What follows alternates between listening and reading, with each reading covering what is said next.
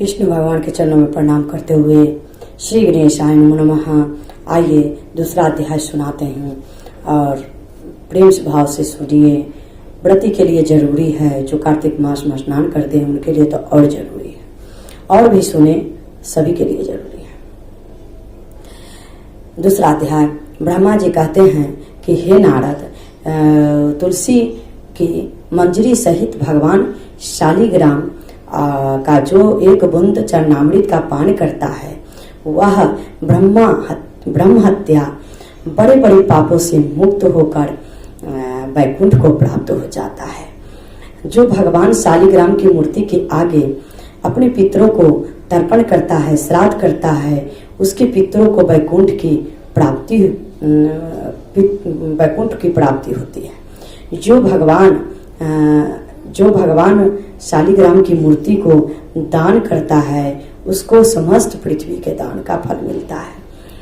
परंतु शालिग्राम की मूर्ति बेचनी नहीं चाहिए और विष्णु का पूजन शंख के जल से और शिव का बिलपत्र से, सूर्य का तुलसी से, गणेश जी का धतूरी के पुष्पों से तथा विष्णु का केतकी के पुष्पों से, शिव का कनेर कंबल और छोड़कर किसी लाल फूलों से पुष्प से पूजन नहीं करनी चाहिए। जो श्री विष्णु का पूजन कंबल के पुष्पों से, लक्ष्मी जी का मालती और चंपा के पुष्पों से करता है उसे वह भगवान के परम पद को प्राप्त करता है। जो भगवान की अति प्रिय तुलसी की पूजा करता है उसकी महिमा कोई भी नहीं कह सकता। वह कभी माता के गर्भ में नहीं आते। तुलसी माला धारण किए मंजूरी युक्त जिसकी मृत्यु हो जाए वह सीधा बिना किसी बाधा के वैकुंठ धाम को जाता है। तुलसी की छाया में पितरों का श्राद्ध करने से पितरों की अक्षय तृप्ति होती है।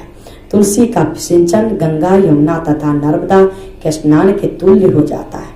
तुलसी का वृक्ष लगाने, सींचने और स्पर्श करने से मनुष्य की काया, वाचा और मनसा तीनों प्रकार के पाप नाश हो जाते हैं। जो मनुष्य आंवले के पत्ते और फूलों से भगवान का पूजन करता है तथा आंवले के वृक्ष के नीचे बैठकर भगवान का पूजन करता है उसको सोने और के फल और पुष्पों का फल प्राप्त होता है। जो मनुष्य द्वादशी को तुलसी तथा आंवले के पत्तों को तोड़ता है वह घोर नरक में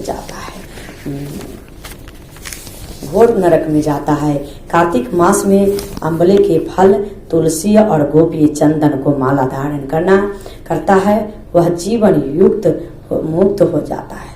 इस प्रकार व्रती पुरुष भोजन करके चंदन पुष्प, पान और दक्षिणा से ब्राह्मणों को प्रसन्न करे, सारे मास भूमि पर शयन करे, ब्रह्मचर्य का पालन करे, पत्तल में एक समय भोजन करे और मौन व्रत धारण करे।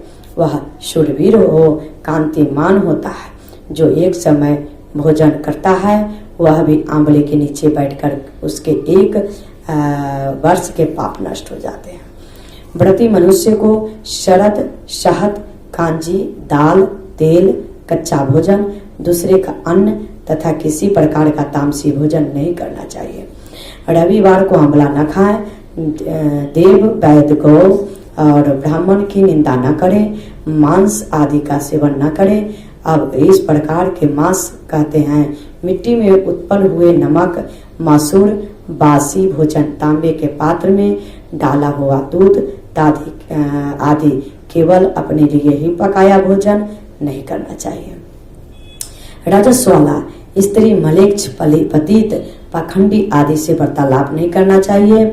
इन तिथियों में इन एक चीजों का भोजन नहीं करना चाहिए। एकम को पेठा, दूज को बैगन, तीज को पृथ्वी का फूल, चौथ को मूली, पंचमी को बेल फल, छठ को कालिंदा, सप्तमी को आंवला, अष्टमी को नारियल, नवमी को जंगली घिया, दशमी को परमल, एकादशी को बेर, द्वादशी को मयूर, त्रयोदशी को पान, चतुर्दशी अमावस, पूर्णिमा को नारी को साग नहीं खाना चाहिए।